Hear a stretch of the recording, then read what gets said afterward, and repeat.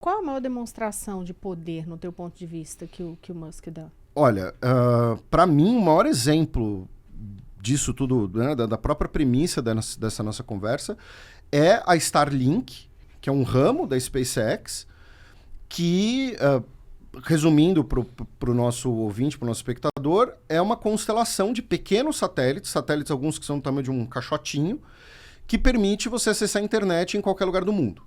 Né?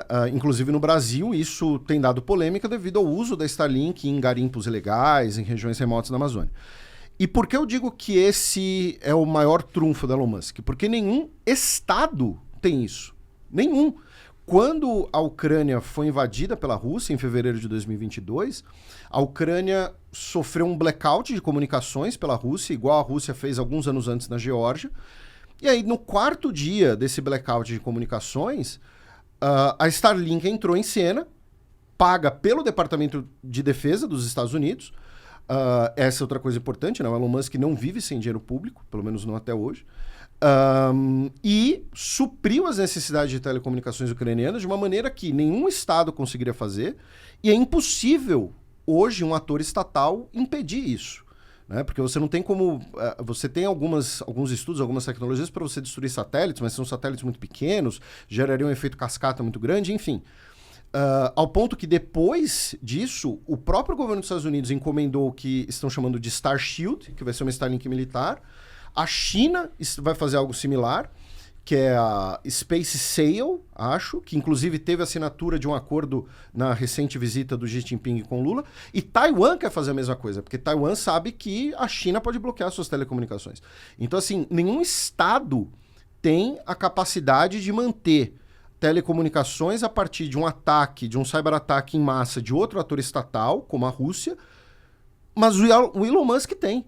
Isso é algo absolutamente surreal. A Ucrânia precisou de um cidadão privado, com a conta paga pelo governo dos Estados Unidos, para manter suas telecomunicações e está aí resistindo no campo de batalha há mais de 2 anos. E que toma decisões privadas em relação à própria guerra, né? Teve um momento da guerra ali que a Ucrânia, se eu não estou enganado, você pode me corrigir, decidiu atacar determinada parte ali da Rússia com drones e o Musk não permitiu que houvesse conexão Starlink naquela região. Exatamente. Né? A Ucrânia queria fazer um ataque contra a Crimeia. Isso.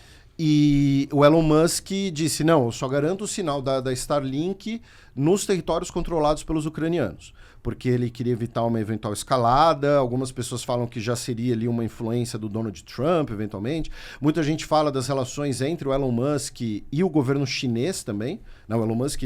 As fábricas da Tesla são na China, né? Mas teve esse episódio. Ô Felipe, deixa eu dar um passo atrás no negócio importante que você falou. Que eu acho que é esse momento de virada. Porque, assim, ele já tinha dinheiro, poder econômico há bastante tempo. E ele mesmo falou que ele apoiou Obama, ele apoiou Hillary, ele apoiou o Biden, mas depois ele se decepciona com o Biden. Digamos assim, em políticas sociais, ele tinha uma visão, digamos assim, do Partido Democrata, coisa meio de esquerda, digamos assim, né, para políticas sociais. Mas acontece uma virada. Você identifica qual seria esse ponto de virada que ele vai para a direita, vai para o abraço republicano, abraça Make America Great Again? Onde você acha que está esse ponto de virada? Ao meu ver, são duas coisas. Primeiro, no aspecto pessoal, as relações familiares dele, especialmente com a questão transgênero.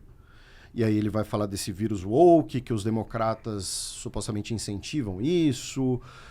E quando ele aprofunda as relações dele com o Departamento de Defesa dos Estados Unidos a partir da invasão da Ucrânia.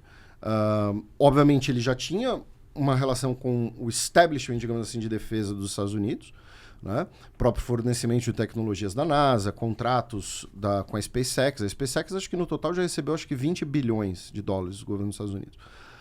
A partir desse momento, novamente eu cito as palavras dele mesmo, né? Ele vai dizer que começa a perceber que, de fato, no Departamento de Defesa e tal, existe esse chamado Deep State, um establishment nas sombras e tal. Então, ao meu ver, são esses dois que seriam os pontos de virada. Agora, assim, eu queria resgatar esses pontos e a sua pergunta, né, Rosiane, por que ele é a pessoa mais poderosa do mundo? Porque veja que são questões pessoais dele. poxa vida, tem um problema familiar, então agora eu vou mudar a política norte-americana.